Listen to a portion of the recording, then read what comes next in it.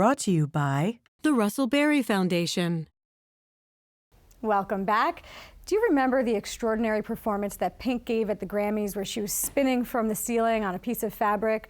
Well, our next guest is here to talk about that gorgeous art form and how it all happens. Her name is Guinevere DiPiazza. She's the program director at the Circus Place and also artistic director and founder of Acrobat Entertainment. That is your own company. Yes. Welcome. Thank you for having me. So let's talk about what aerial is. Before doing the research for this segment, I had never even heard the term, although I've seen it happen. Right. That's kind of how it happened for me as well. I grew up dancing in Michigan, and I moved to New York City, and I wanted to be on Broadway.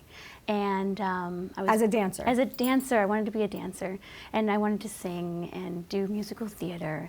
And then I discovered this thing called aerials, and I kind of didn't know what it was. I saw it as well. I saw it on TV, and I'm like, God, that's just so beautiful, dancing in the air or whatever it is, and I have to do this.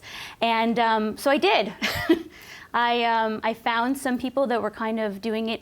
It wasn't very official. It was a little more underground in Brooklyn, and there was a former Cirque du Soleil artist that was doing some classes on the side, and I was training with him, and that's how I got my start. And it was one of those things where not as many people were doing it.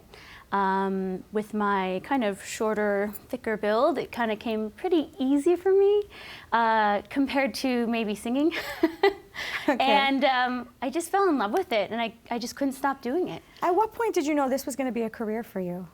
Right away. Immediately. Yeah. And we should say, I'll give you a chance to talk about some of the artists who you've performed with, but you've performed in Europe, across the United States, with artists such as? I had the honor of performing with Lady Gaga for her New Year's Eve ball, the year she came out with her big hit, Just Dance, and that was really fun.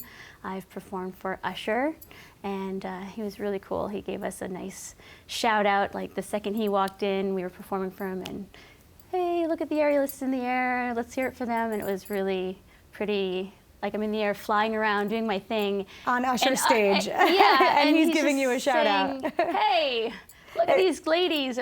It was cool. It was really fun. And you know, if you're performing for Usher, you've made it.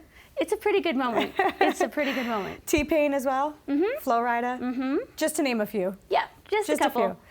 So a person can make a career out of this. Absolutely. So let's talk about how you go from discovering the art, turning it into your own kind of career where you're traveling around, to ending up at the Circus Place here in New Jersey. Yeah. So first, what is the Circus Place? Okay, so the Circus Place is a circus school in Hillsborough, New Jersey, and to me, it's just the most amazing place ever. I never thought of myself as a circus artist, even when I became an aerialist.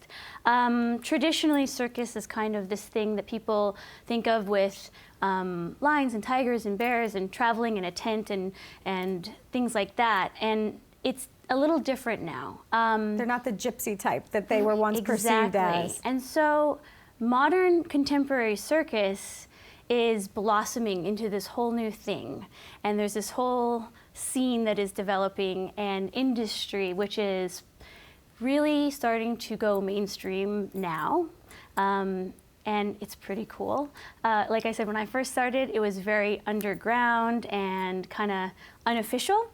And now, with places like the Circus Place popping up and other amazing schools throughout the country, they're becoming just as popular as a dance studio or a karate school. And what are you teaching the kids? Are you teaching them acrobatics? Yeah, so there's 5 basic disciplines in circus. We've got aerials, so silks, lyra, hammock, rope, trapeze, that kind of thing. Acrobatics, so tumbling, partner balancing, handstands, contortion, things like that on the ground, using the human body to do amazing things. Then there's manipulations, so think your traditional juggling, Chinese yo-yo, which is called a diablo. It's a string with 2 sticks, and then it looks like 2 bowls. Yes, kind of like this, and you yes. toss it. Okay, things like that. So prop manipulation. Then there's balance arts, which is going to be your wire walking, your stilt walking, rolling globe, rollabola. It's the cylinders that stack Not with the board. Right, rollabola. So balance arts like that, and then of course clowning. So what are the age groups of these kids? When do they 4 start? We start at 4, and we have students in their 60s. People who come in at 60 and say, I want to try acrobatics or aerial or whatever it may be. Absolutely, yeah. Are a lot of these people taking the classes because they see the potential for a career in this industry? Do you find that it's blossomed that much, or are some people just in it for the fun? So that's this is why I think this is the most amazing place. People come to the Circus place and to Circus in general now, and they find, what I think, is they find happiness in their own way. Some people come because they know, I want to perform in the circus, or I want to perform for Pink one day, or like Pink, or something like that. And I want to be an artist, and I'm going to train really hard every day, all these disciplines, and just do my best. And some people come because they want to get in shape. And some people come because they just like to be upside down, or that they want to learn how to juggle and have fun party tricks, or whatever reason. They just like the social aspect. A lot of people are very into the community aspect of it. It's just such a fun, lighthearted place, and it's interesting because it is both competitive, but not. It's not competitive in the way sports are, where there's teams. Well, we do have a lot of teamwork involved. So it's personal growth and teamwork together. But the idea of being competitive within yourself or as a group towards a goal, rather than having a winner and a loser. And not to say that we don't acknowledge failure, because that's how we learn, but it's just kind of neat that there's never any like, you're the loser, you have to feel bad about this. Well, and so there's some real personal growth that can happen for your students as they push themselves, as they learn that next move or do the thing that they thought they couldn't do. Right. For you, when you see someone who does want to turn this into a career, as you have, how does that inspire you as a teacher? Oh, well, it's really exciting because that's the kind of personality I am. I'm the kind of person who wants to go, go, go, train harder, learn more. I'm still always a student. I teach 5 days a week, and I still take classes. I'm learning new skills. I've taken up unicycle.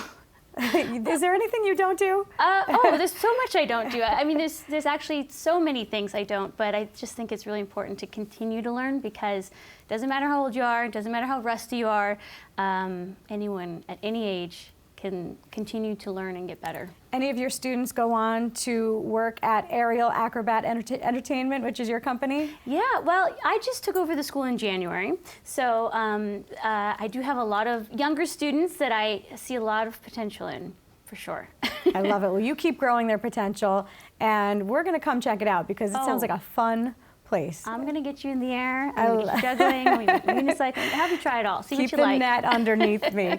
Guinevere DiPiazza, Program Director of the Circus Place, and also Artistic Director and founder of Aerial Acrobat Entertainment. Thank you for entertaining us. It's been terrific. Thank you. Brought to you by the Russell Berrie Foundation, Horizon Blue Cross Blue Shield of New Jersey, the New Jersey Office of the Insurance Fraud Prosecutor, and by the North Ward Center.